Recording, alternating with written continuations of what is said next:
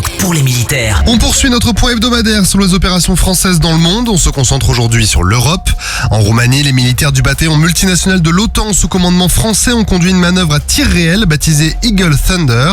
Cette collaboration étroite entre nations alliées permet d'entraîner les troupes présentes, de renforcer leur cohésion et permet aussi à l'Alliance de montrer sa détermination à protéger et à défendre le flanc est européen.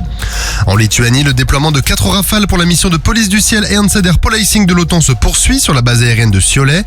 Le détachement français a réalisé la semaine dernière 2 interceptions d'avions russes qui ne se conformaient pas aux réglementations aériennes internationales. Une patrouille de Rafale a d'abord intercepté un Il-20 ou Ilyushin 20, un avion de renseignement en mer Baltique au large de la Lituanie. Ils ont ensuite effectué une intervention pour identifier un Il-76, un avion de transport militaire, en vol au large de l'Estonie, le tout durant le même vol. En Estonie, les éléments français du bataillon multinational de l'OTAN sous commandement britannique maintiennent leur posture opérationnelle permanente. La semaine passée, le bataillon a réalisé un exercice avec ses unités logistiques qui permettent de maintenir au plus haut niveau le potentiel de combat d'une unité prête à intervenir de l'avant. Ce partage de savoir-faire entre les logisticiens estoniens, britanniques, américains et français permet ainsi d'assurer la cohérence des unités de l'Alliance dans ce domaine primordial. Et en Pologne, les détachements français continuent les formations des forces armées ukrainiennes conformément à la mission d'assistance militaire de l'Union européenne. Un nouveau stage de formation de chef de groupe ukrainien a ainsi débuté. Il permettra à un contingent de sergents de gagner certaines compétences, notamment en matière de commandement d'un groupe au combat. En mer Baltique à présent, où l'OTAN poursuit l'opération de surveillance maritime Baltic Sentry pour dissuader toute menace sur les infrastructures sous-marines et stratégiques dans la zone.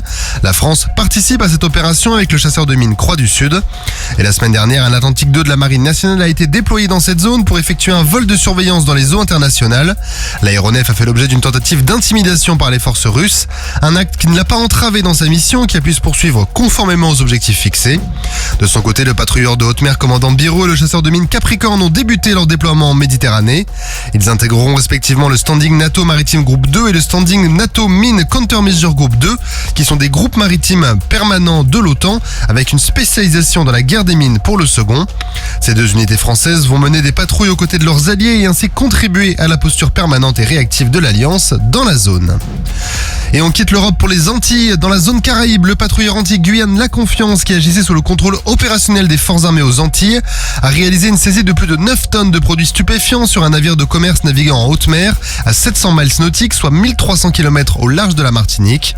Cette nouvelle intervention constitue la première saisie de stupéfiants des forces armées aux Antilles de l'année 2025, après une année 2024 qui aura vu la saisie de plus de 28 tonnes de produits stupéfiants dans la zone Antilles.